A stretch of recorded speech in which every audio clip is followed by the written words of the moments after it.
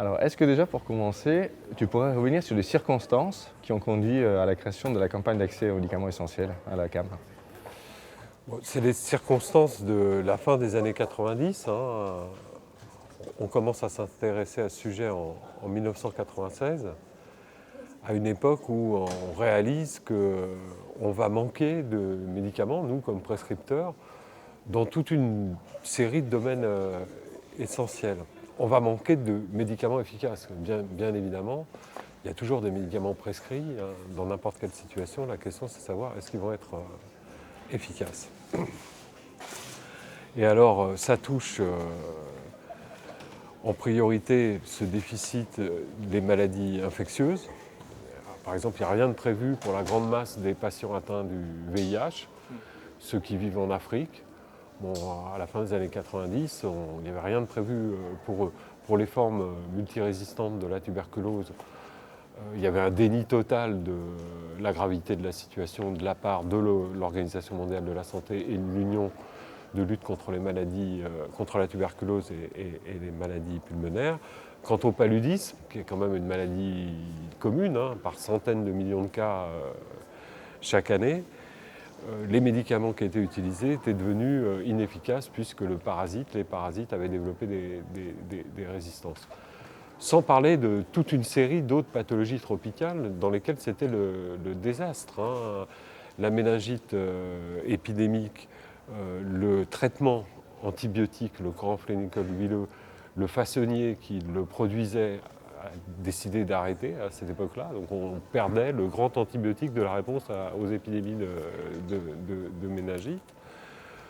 Les laboratoires qui produisaient et distribuaient les maladies contre la maladie du sommeil, une pathologie parasitaire tropicale particulière, arrêtaient de les produire et de les distribuer. Donc par exemple, pendant un certain temps, avec notre établissement pharmaceutique de Bordeaux, dans le cadre de notre centrale logistique, on a été les distributeurs mondiaux des produits pour la prise en charge de la maladie du sommeil, et toute une série d'autres maladies tropicales, même encore un peu moins connues, étaient dans un marasme total. C'est-à-dire qu'il n'y avait pas de traitement efficace, il y avait souvent des traitements très toxiques. Dans la maladie du sommeil, c'était un dérivé de l'arsenic qui était utilisé, qui tuait entre 1 et 10% des patients qui recevaient le traitement, hein.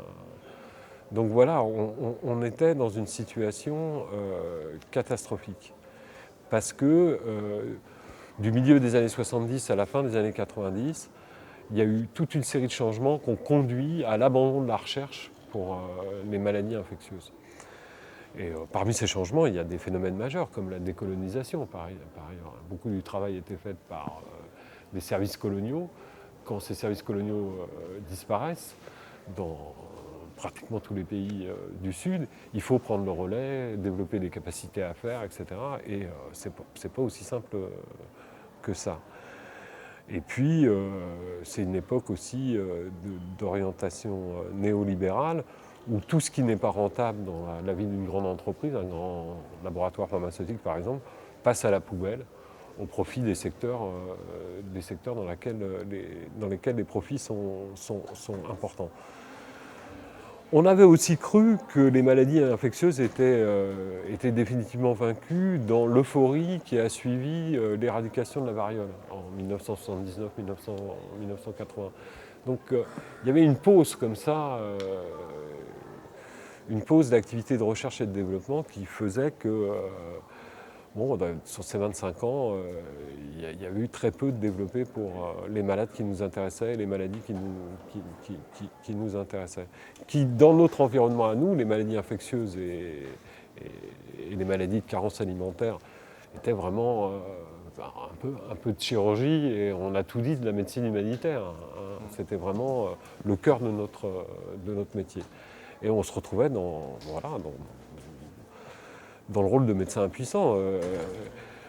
Tu vas travailler au dispensaire ou à l'hôpital tous les jours, tu as ta bouche blanche, tu as ton stéthoscope, tu vois un cas de palu, tu n'en fais pas le diagnostic, tu n'avais pas de test rapide pour faire le diagnostic, tu avais des médicaments qui étaient en train de devenir complètement inefficaces pour le traitement, Donc c'était un rituel médical. Tu avais bien la blouse blanche, tu avais bien le stéthoscope, tu faisais bien ton cinéma, mais toi, comme médecin, tu savais que tu n'étais pas en train de faire quelque chose de profitable aux malades. En tout cas. Donc voilà une situation qui, pour des raisons multifactorielles, était devenue tout à fait catastrophique. Le premier levier ou le premier ressort pour la CAM, c'est vraiment la recherche de traitements qui n'existent pas ou qui ne marchent Alors plus. on a essayé de comprendre, par un travail d'étude de notre part, comment on avait pu en arriver à cette situation. Alors on a identifié plusieurs mécanismes. Il y a évidemment le déficit de recherche pour certaines maladies qui ne semblent pas profitables pour les grands laboratoires. Mais il y a d'autres mécanismes. Il y avait le mécanisme tout simplement d'abandon de la production, comme cet antibiotique, le chloramphénicol huileux, pour la méningite épidémique ou les médicaments de la maladie du sommeil.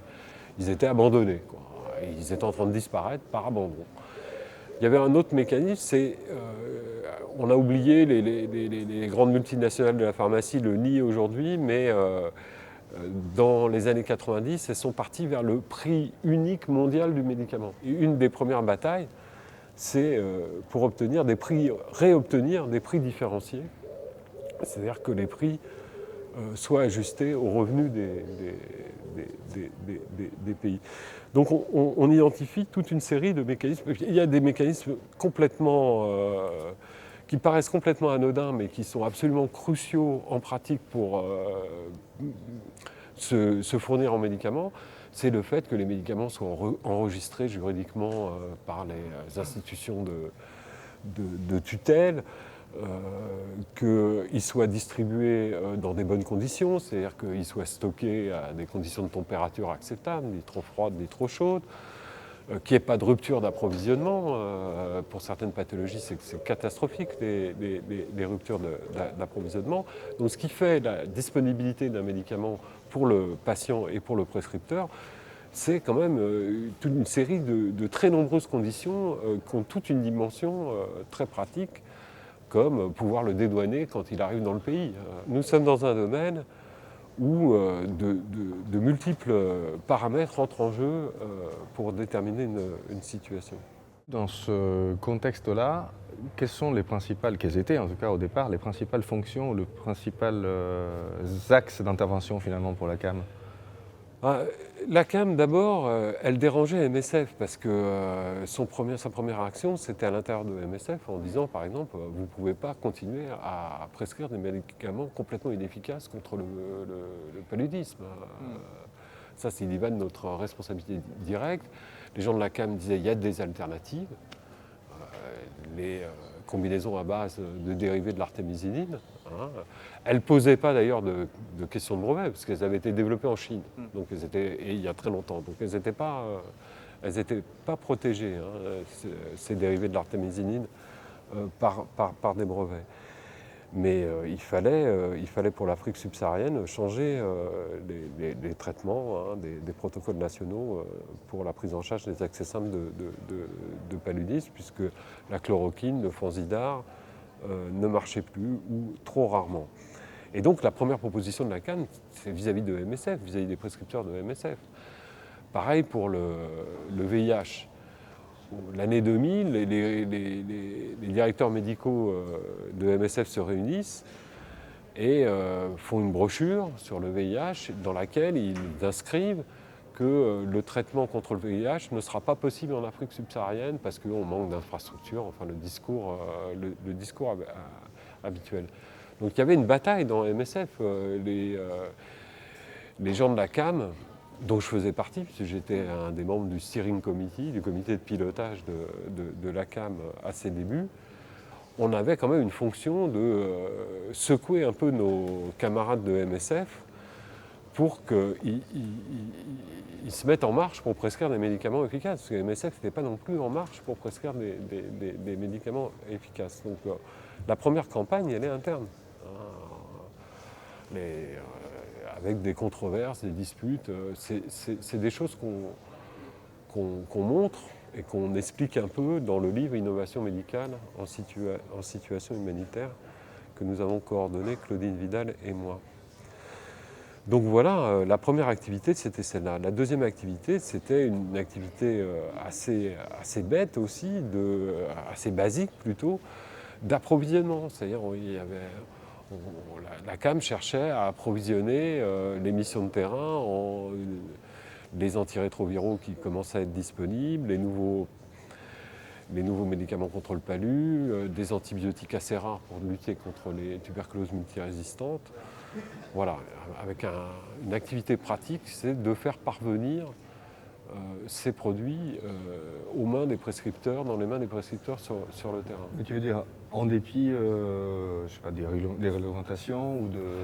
Enfin, de façon clandestine ou de façon... les deux. Hein. Il y avait les premiers traitements contre le VIH, d'ailleurs, c'est à la fois perso et clandestin. C'est les collègues et amis malades, pour lesquels rien n'est prévu, où des petits réseaux se constituent pour approvisionner telle personne qui est sur le terrain, que ce soit membre du personnel national ou membre du personnel international.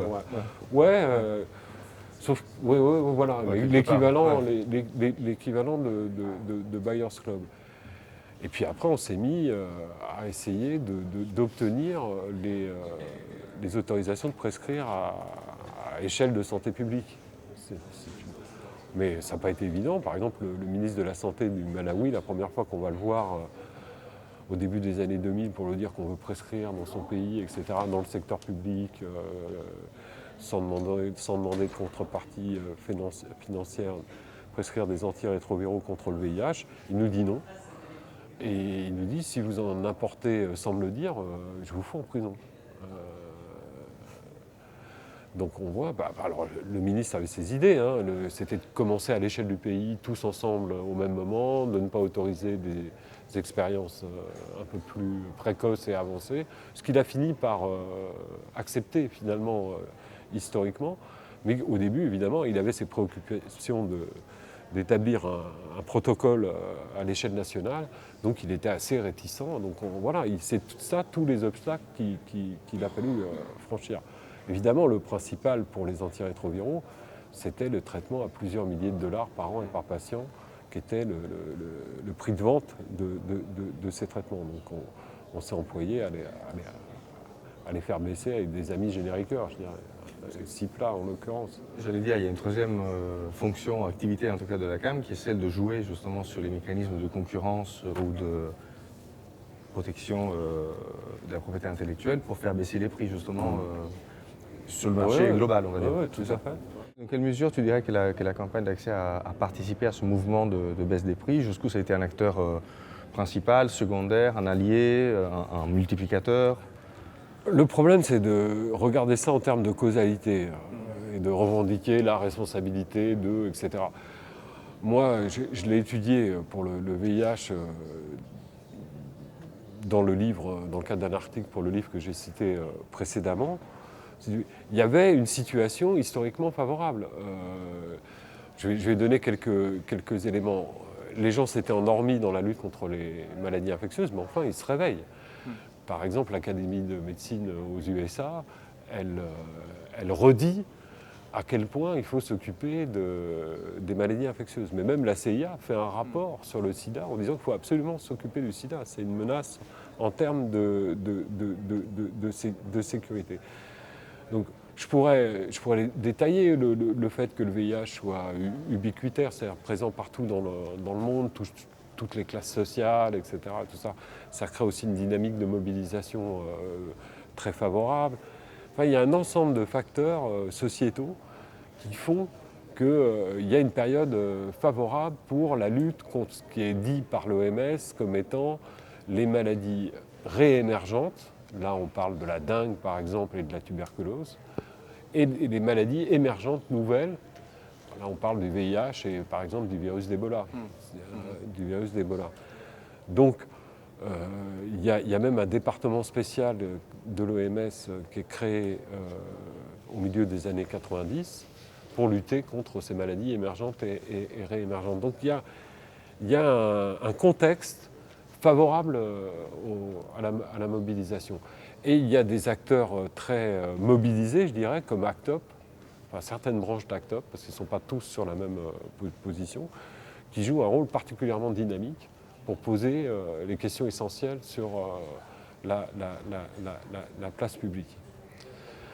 Donc nous, on s'adjoint à ce mouvement, on y amène nos qualités propres, et la principale étant d'être une organisation de prescripteurs et d'avoir cette légitimité-là.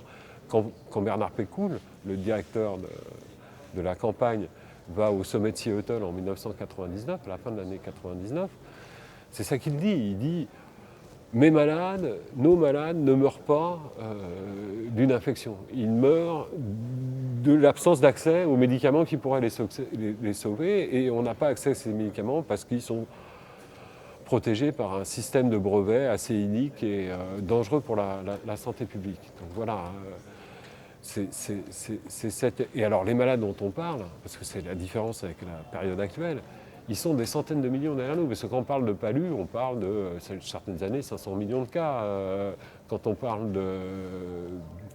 du VIH, on parle de 30, 40 millions de personnes dans le monde. Même la tuberculose, même les tuberculoses résistantes, c'est quand même, on les chiffrait par centaines de milliers.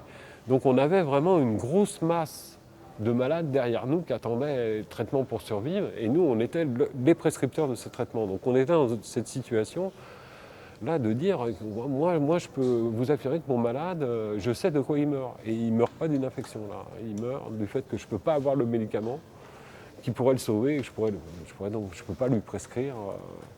Et ça, la légitimité du médecin vis-à-vis de la société, au sens large, pas seulement des institutions, mais des membres de la société, les médecins avec un nom en plus comme Médecins sans frontières, qui est quand même une marque très, très connue et très crédible à la fin des années 90, on contribue.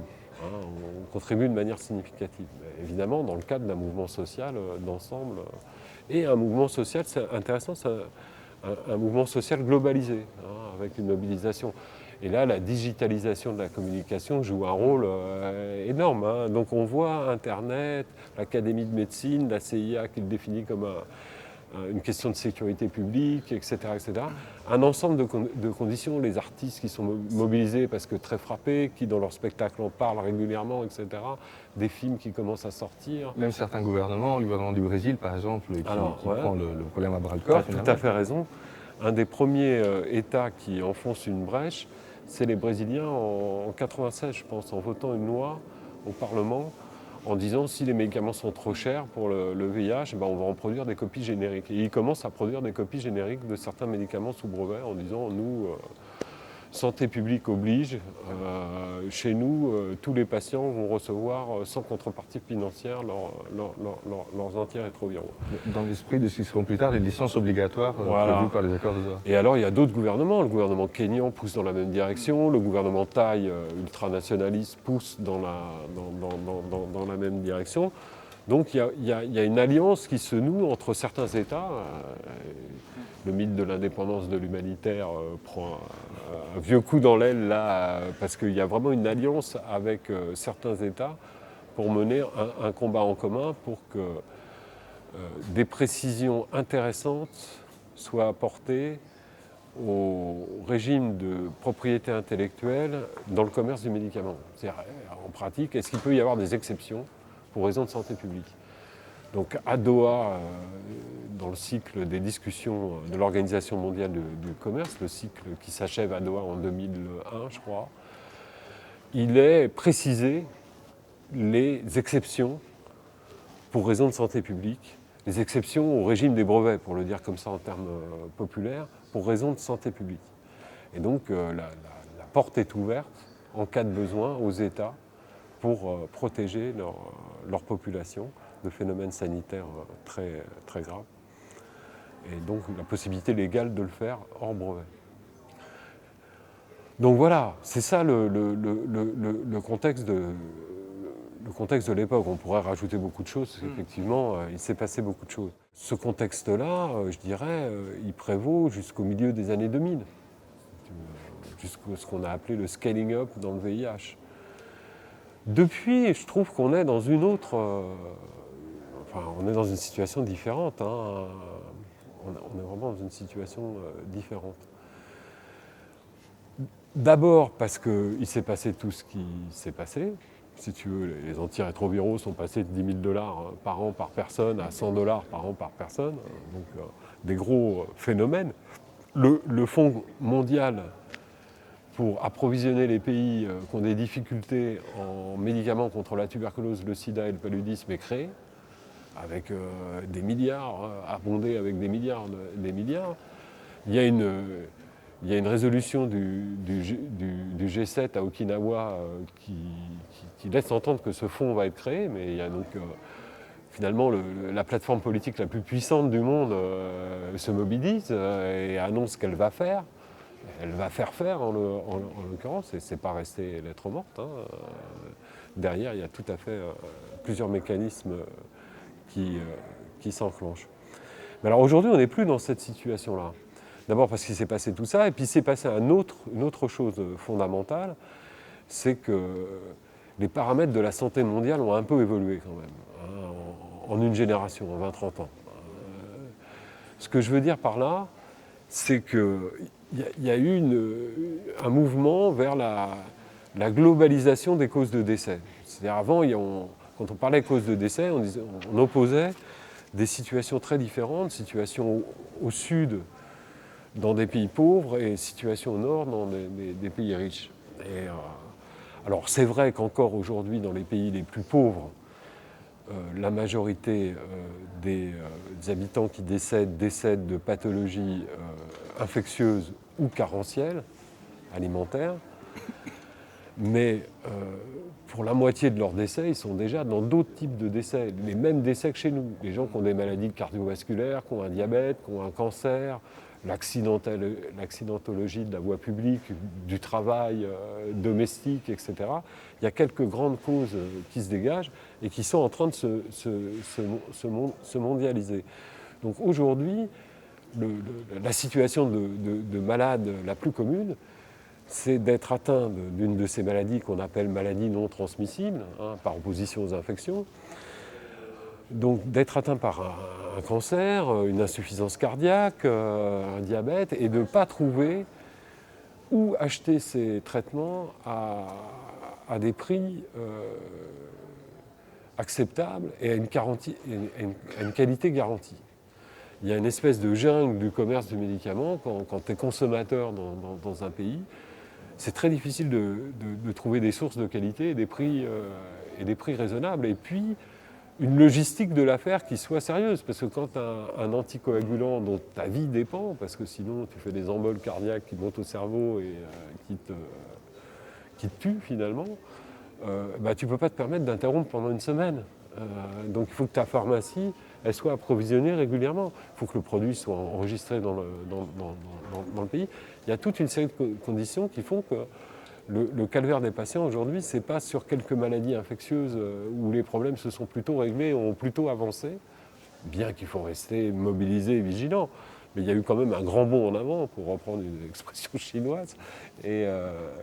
Alors que pour les maladies non transmissibles, hein, encore une fois, les maladies cardiovasculaires, les cancers, les diabètes, les accidents et quelques autres groupes de pathologies, là, il n'y a pas grand-chose qu'à bouger. Les médicaments circulent en masse, mais je dirais c'est surtout les mauvais médicaments qui circulent le mieux. Et dans des pays comme le Cambodge, par exemple, pour la population, c'est difficile de comprendre où acheter un bon médicament contre la malaria, parce que sur le marché cambodgien, la moitié ou les 3/4 des médicaments qui sont vendus contre le paludisme sont de très mauvaise qualité, créent le risque d'engendrer des échecs thérapeutiques mortels, des résistances pour l'avenir du produit à cette molécule auquel il a été exposé de manière sous-dosée pour la molécule en question. Donc voilà, même dans le domaine des maladies infectieuses, c'est ce grand bordel finalement du marché du médicament qui profite à certains, hein, c'est clair. Hein.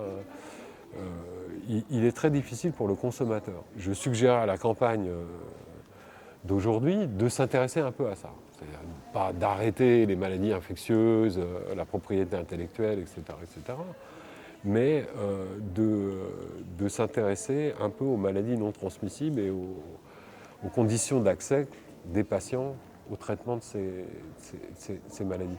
Parce qu'il me semble que quand on regarde autour de soi, quand on parle avec des gens qui sont dans des pays où il n'y a pas la chance d'avoir une bonne assurance maladie couvrante pour l'ensemble de la population, parce qu'on parle de propriété intellectuelle, de prix, de conditions de production, mais on ne pourrait pas parler d'assurance, parce que la meilleure protection contre le mauvais médicament, c'est le remboursement par une assurance maladie qui les sélectionne et qui ne rembourse pas les mauvais médicaments. Donc avec une incitation très forte à consommer du bon médicament. Je pense qu'en France, si on n'a pas trop de problèmes, on a encore des problèmes de consommation médicamenteuse. L'affaire du Mediator et d'autres l'ont montré, ou de la dépakine chez les neuroleptiques, chez les épileptiques l'ont bien montré.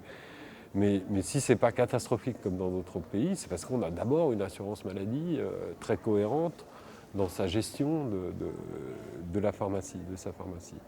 Et qu'il devient de plus en plus, parce qu'elle n'a pas toujours été cohérente. Mais elle s'améliore quand même. L'argument des multinationales de la pharmacie pour fixer le prix des médicaments, des nouveaux médicaments, il a changé. Au début, il nous parlait du prix très élevé de la recherche et du développement de médicaments. Alors du coup, on s'est mis à étudier ça avec des gens de l'industrie pharmaceutique, des défecteurs, si on peut dire, des traîtres, parce qu'il y avait quand même dans l'industrie pharmaceutique des gens qui étaient assez choqués par tout ça. Et nous, on était complètement néophytes. Le coût marginal de production, d'abord, on ne savait pas ce que c'était et on ne savait pas son importance dans le secteur du médicament. Et on a réalisé pour la première fois, alors qu'on était des gros consommateurs, que le coût de production dépasse rarement 2% du prix de vente dans le domaine du médicament. Donc on a vu qu'il y avait vraiment de la marge pour jouer sur les prix différenciés. Et entre-temps, comme l'argument de la recherche et du coût de la recherche pour sortir un nouveau traitement fonctionnait de plus en plus mal, puisqu'il était... on lui opposait des enquêtes et des analystes faites par des organismes indépendants qui montraient que c'était beaucoup moins cher que ce que disaient les multinationales de la pharmacie.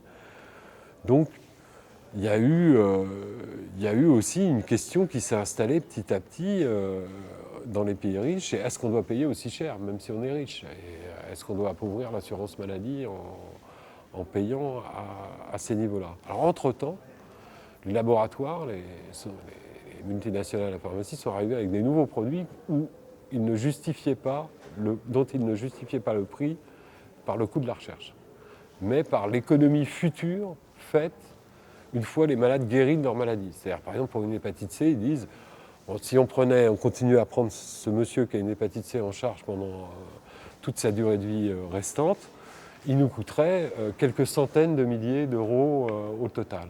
Donc si je vends le traitement qui va le guérir définitivement et nous éviter cette dépense, si je le vends que 100 000 euros, ça vous paraît cher, mais en réalité, vous, le système de soins, et en particulier le système public de soins, vous faites une bonne affaire économique. C'est moins cher qu'une greffe de foie. Voilà. Sauf que là, comme dans l'époque précédente sur le coût de la recherche, tout ça, c'est au pif, annoncé dans des campagnes de com, etc. Mais pour l'instant, c'est un argument logique, qui a sa rationalité propre, mais il n'est pas précisé par des données empiriques réelles. Donc ça reste un argument très spéculatif qui est mis en scène comme si c'était une vérité établie. Si tu veux. Mais c'est vrai que ça soulève la question de qu'est-ce qu'un prix juste, finalement. Qu'est-ce qu'un prix juste, si je me fais, l'avocat du diable de la campagne d'accès ou d'autres, on pourrait dire que le prix juste, c'est celui qui garantit un accès universel. Alors, c'est intéressant parce que de quoi est fait le coût de l'accès à un traitement ? Il n'est pas fait de coût de médicaments. C'est-à-dire même dans un service très sophistiqué dans lequel on fait beaucoup d'imagerie, beaucoup d'examens de laboratoire, on prescrit beaucoup de matériel médical et beaucoup de médicaments, c'est-à-dire le service de réanimation dans lequel je travaillais quand j'étais jeune médecin, eh bien, la patronne, Madame Bismuth, nous disait toujours le prix de tout ça, hein, l'imagerie, le labo et les médicaments, ça ne dépasse pas 17% du prix de journée. Donc, dans le coût d'une action de santé, l'action de santé, c'est un service. Le service, c'est le coût du personnel. La qualité du service, c'est le fait d'avoir bien traité ou mal traité son personnel. Donc, il n'y a pas grand mystère. Le prix des médicaments est rarement le facteur le plus limitant dans une action de santé. Dans une action de santé, le facteur le plus limitant économiquement, ce sont les coûts de personnel. Si on va voir, par exemple, comment s'éclate le budget d'un hôpital ici, à quelques centaines de mètres d'ici, au cœur de Paris, on va voir que 70 à 75%, suivant les activités de l'hôpital, de la dépense est faite de salaire. Donc, quel est le juste prix du médicament? En tout cas, il est par définition petit. Mais ça fonctionne dans les deux sens. Il ne peut pas être très gros, mais il ne peut pas être très petit non plus. Il faut qu'il ait sa part. Il faut que les producteurs puissent se rémunérer. Il y a quelques années, les lobbies progressistes sur la tuberculose avaient tellement mis les producteurs de médicaments antituberculeux sous pression qu'ils sont revenus vers les acheteurs en disant bon, si vous voulez de la merde, vous allez avoir de la merde, parce que là, vous nous obligez à faire de la basse qualité avec les prix d'appel que vous nous fixez. Donc, il faut faire attention au prix du médicament dans les deux sens. On est, à tort ou à raison, dans une société de marché, donc il ne faut pas assécher les incitations à produire. Et puis il ne faut pas que le prix devienne bloquant pour le programme de santé en question. Donc on navigue entre les deux de manière négociée. Contrairement à la campagne d'il y a 20 ans, la campagne d'aujourd'hui, elle n'est pas capable d'annoncer une pénurie dramatique dans aucun domaine. Dans quel domaine J'ai épluché le site de la campagne.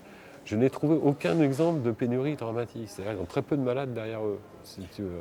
Je pense qu'effectivement, pareil, je ne me fais l'avocat du diable, mais dans le domaine de la TB résistante, sans doute tu aurais peut-être un réservoir, ou peut-être le rationnement des nouveaux médicaments sur l'hépatite C serait de bons exemples. Après, ce n'est pas des pénuries absolues, c'est du rationnement, c'est vrai. Mais c'est du rationnement temporaire. C'est du rationnement temporaire. Là, sur la temporalité, j'ajouterais que la globalisation aidant, autre effet, moi, quand j'ai débuté ma carrière, on attendait 20 ans, les médecins tropicalistes comme moi, pour avoir les nouveautés pharmaceutiques. Aujourd'hui, on attend 4-5 ans. Et il y a un très bel exemple sur le site web de la campagne. On nous montre une dame sud-africaine qui n'a pas pu recevoir un traitement contre une forme particulière de cancer du sein. Et elle est morte de cette forme particulière de cancer du sein, mais il faut savoir que MSF n'a jamais traité un cancer en Afrique du Sud, donc on n'est pas prêt à prescrire, ou ailleurs, il y a très peu de prescripteurs, et que ce médicament-là, cette dame n'a pas pu se payer, son autorisation de mise sur le marché date de 2000, de l'année 2000, donc on est à 2019, donc dans un an, il sera libre de droit, si je puis dire. Bon, alors, le labo va s'employer à restreindre cette situation. Mais le monopole est garanti pour 20 ans, pas plus. Il peut y avoir des exceptions. Donc l'an prochain, on peut susciter des productions génériques de ce médicament. C'est le grand exemple horrible que nous met la campagne sous les yeux. Il y a un autre grand exemple très effrayant que nous met la campagne sous les yeux, c'est celui des bactéries multirésistantes. Alors, c'est un vrai problème dans les hôpitaux. Il y a une contrainte née de l'hôpital. Et dans l'hôpital est une usine à produire des mauvaises bactéries. Des bactéries très, très, très, très, très, très méchantes. Donc, on le sait. Elles sont très méchantes parce qu'elles résistent à presque tous les antibiotiques. Donc, on sait qu'on a à sortir des nouveaux antibiotiques régulièrement. Ça, c'est une des règles en infectiologie. Les virus résistent aux antiviraux, les parasites aux antiparasitaires, les bactéries aux antibactériens.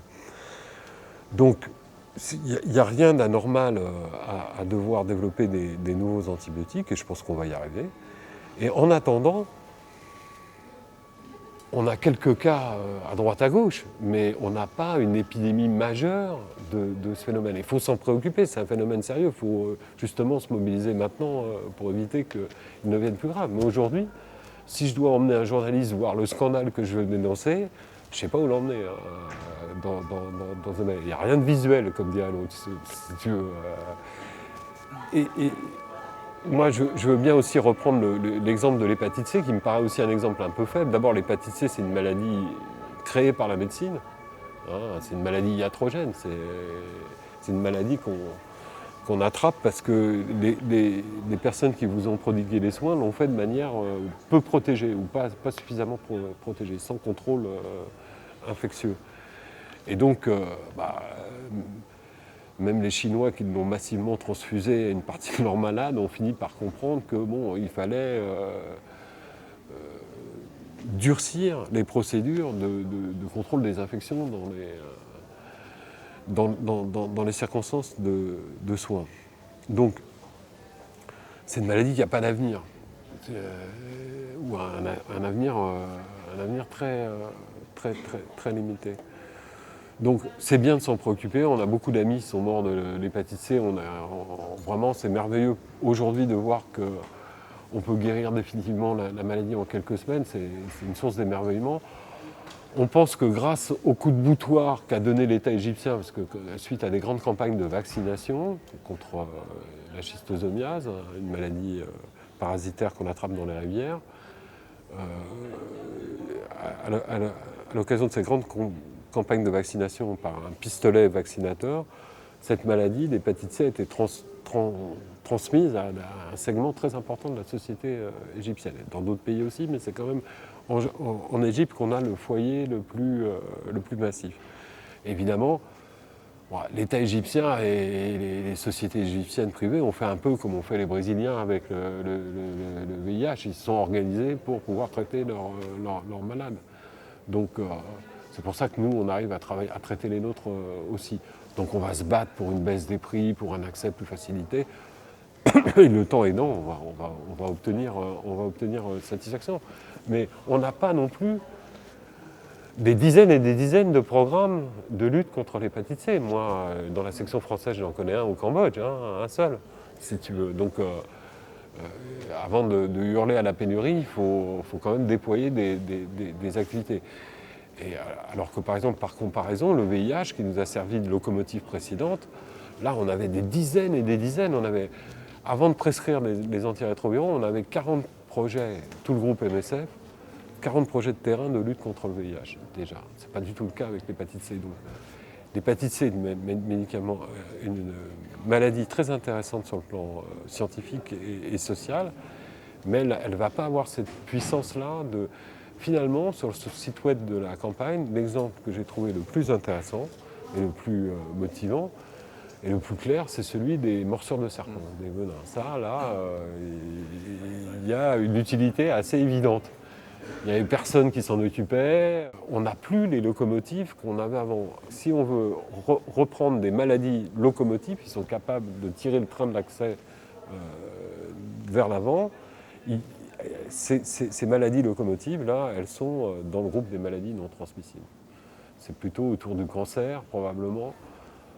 Et là, moi, je suis partisan de m'intéresser au cancer, parce que quand on voit que, par exemple, à Paris, si une dame a un cancer du sein, elle a 80, 90, 95% de probabilité de survie, suivant le type du cancer, à Bamako, c'est exactement l'inverse.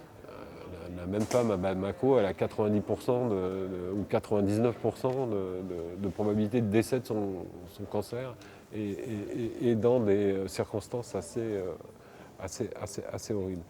Donc là, il y a vraiment une inégalité radicale, quoi.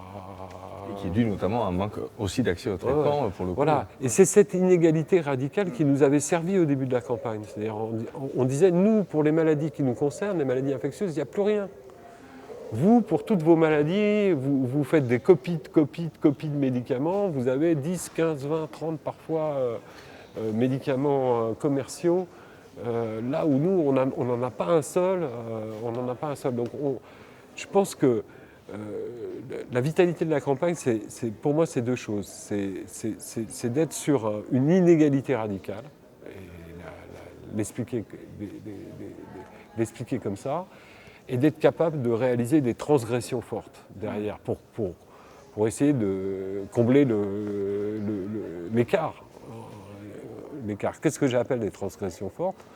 Par exemple, quand à la fin des années 90, au début des années 2000, on parlait de prescrire des antirétroviraux dans le monde rural subsaharien, même la moitié de nos propres collègues nous traitaient de dingues, si tu veux, parce que c'est une forme de transgression, c'est-à-dire d'utiliser le meilleur de la science dans des circonstances les plus pauvres.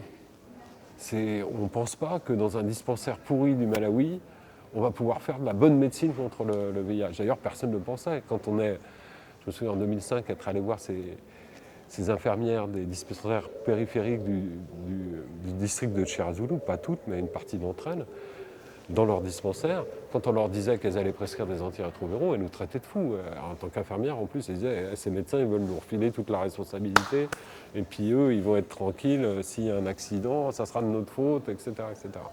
Mais c'est pourtant ce qui s'est passé. Et ça, c'est une transgression. C'est-à-dire, cette transgression-là, elle n'est pas mineure. À la même époque, à Paris, un médecin généraliste n'avait pas le droit de prescrire des antirétroviraux. C'était réservé aux grands spécialistes. Nous, on faisait prescrire des infirmières. Donc, c'est des transgressions comme ça qui permettent d'avancer et qui permettent une mobilisation intéressante. Et ce que j'entends aussi, c'est que tu dis c'est à partir de cohortes concrètes de patients en manque de traitement qu'on peut construire des campagnes, alors qu'on pourrait reprocher à la campagne parfois de vouloir changer le système en tant que tel. Tu as raison, la cohorte de patients, je ne la vois pas là. Si tu veux, les tentatives de changer le système qui sont certaines plutôt intéressantes, d'autres me semblent un peu illusoires. D'ailleurs, ils ont abandonné un peu, ils ne mettent plus tellement en avant l'histoire de traités pour lequel ils se sont battus pendant des années. C'est-à-dire que l'ensemble des États du monde, ou la grande majorité des États du monde, s'entendent à l'avance pour que tout nouveau produit de santé intéressant soit collectivisé. Une sorte de communisme pharmaceutique mondial pour les bons produits de santé. Je ne pense pas que le monde soit prêt à ça aujourd'hui. Je pense que le capitalisme est encore assez vivant et qu'il va s'opposer à ça, quoi. Ce qui d'ailleurs, pour revenir, tu citais tout à l'heure les raisons qui poussent des laboratoires ou des États à promouvoir la recherche, et tu mentionnais les raisons sécuritaires, par exemple, qui ont justifié la recherche contre le VIH, ou plus récemment contre Ebola. Voilà. Donc finalement, est-ce qu'il n'y a pas un exemple aussi à tirer du fait que si on veut stimuler la recherche de nouveaux médicaments, il vaut mieux trouver des façons alternatives indépendantes de faire des médicaments, comme le DNDi par exemple l'a fait, plutôt qu'essayer de dépendre du bon vouloir des laboratoires des États, par exemple. C'est les deux. Il faut attaquer à chaque dossier spécifique, il y a des approches tactiques qui lui conviennent mieux que d'autres. Dans certains cas, je sais pas, par exemple, attaquer frontalement les laboratoires qui ont produit le vaccin sur le pneumocoque, c'est pas une mauvaise idée. On a pu mesurer notre puissance. C'est-à-dire à $5 la dose, on est moyennement puissant, je dirais, si tu veux, parce que c'est trop élevé pour un usage massif en santé publique. $5 la dose. Donc par contre, quand on partait de 15-20 $ la dose, on a quand même obtenu une réduction. Mais une réduction qui ne fait pas l'affaire, quoi. Elle ne nous permet pas un usage commun, fréquent du vaccin, de ce bon vaccin contre le pneumocoque. Mais il faut se dire que, de toute façon, il y a un moment où les brevets qui sont à la source de ce vaccin vont tomber, quoi. Vont tomber avec le temps. La montre joue en faveur de l'accès. La montre joue en faveur de l'accès, absolument.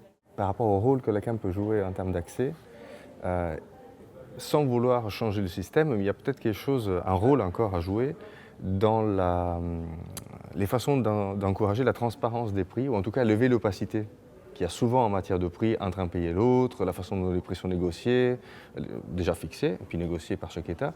Est-ce qu'il n'y a pas un rôle là-dedans qui est déconnecté de toute cohorte de patients, qui est systémique, mais qui a quand même une utilité. Bon, ça a une utilité, mais c'est porteur d'illusions, parce que bon, le secret commercial, ça existe. Hein. On ne va pas passer d'un régime où le secret industriel, le secret commercial, le secret bancaire existe, à un régime où ça a disparu. Donc le médicament fait exception. Oui, mais pourquoi le médicament ferait exception? Pourquoi les produits pour l'éducation ne feraient pas exception? Pourquoi le transport ne ferait pas exception? Pour une société, il y a des choses beaucoup plus utiles que le médicament. Donc ces choses plus utiles devraient d'abord faire exception. Réclamer un registre d'exception seulement pour le médicament, je trouve que c'est un argument un peu faible. Et puis je trouve qu'il y a encore plus simple à faire. C'est-à-dire qu'en matière de transparence, MSF pourrait décider d'être transparente elle-même sur ses achats de médicaments. C'est-à-dire à quel prix elle les achète, à quel fournisseur. Et cette transparence pourrait permettre à d'autres de copier, de contacter les mêmes fournisseurs et d'essayer d'avoir des prix intéressants, des voies d'approvisionnement stables, etc. C'est un rôle que MSF a joué avec les antirétroviraux, avec un rapport qui sortait tous les 2-3 ans qui s'appelait Untangling the Web. Voilà, moi je veux bien réclamer des autres qui soient transparents, mais je pense qu'il faut quand même peut-être commencer par soi-même avant de le réclamer. Aujourd'hui, dans ces domaines-là, MSF ne sont pas transparents. Donc si on demande aux autres de s'afficher, d'afficher leurs pratiques, commençons par afficher les nôtres. Si tu veux. Et en plus, ça aurait un intérêt, parce que si en plus on fait un peu de discussion avec les fournisseurs de médicaments et qu'on cherche à comprendre s'il y a forcément une partie d'entre eux qui vont être intéressés par le commerce de détail, si tu veux, de petites doses. D'ailleurs, dans le commerce illégal de médicaments, le commerce de détail, il est majeur. Hein. Il est majeur. Donc, ça pourrait constituer des sources. Moi, par provocation, quand j'en discute avec mes collègues qui me demandent ce dont je rêve, je dis d'un Amazon du médicament, c'est-à-dire que pour les médicaments qui sont sur la liste des médicaments essentiels de l'OMS, eh bien, qu'ils puissent circuler librement, parce que finalement, ils ne circulent pas librement. Ne circulent librement que les mauvais médicaments. Donc il faut s'employer à faire circuler librement auprès de consommateurs informés les médicaments. Et puis j'y reviens, de toute façon, ça me semble, et ça, c'est des discussions de début de la campagne avec Rahman Velasquez, un activiste sud-américain qui a beaucoup fait pour ces questions. Rahman Velasquez, quand il parle de ça, il parle toujours des deux, de l'accès aux médicaments et de l'assurance maladie. C'est-à-dire l'un ne va pas sans l'autre. Moi, je pense qu'on ne peut pas résoudre ces problèmes-là sans assurance maladie. Et, alors il y a des pays qui essayent, je ne sais pas, la Côte d'Ivoire, le Sénégal. Le Sénégal, je pense qu'ils ont fait la couverture maladie universelle, avec les moyens qu'ils ont, etc. Mais il me semble qu'il ne faut pas avoir le problème de manière trop segmentée. Moi, je suis un peu... je m'inquiète un peu d'entendre jamais MSF parler de l'assurance maladie quand il parle de ça. Parce que c'est vraiment l'autre pilier. Il y a deux piliers, l'accès aux médicaments de bonne qualité à des prix raisonnables, et puis leur remboursement, leur financement par l'assurance maladie.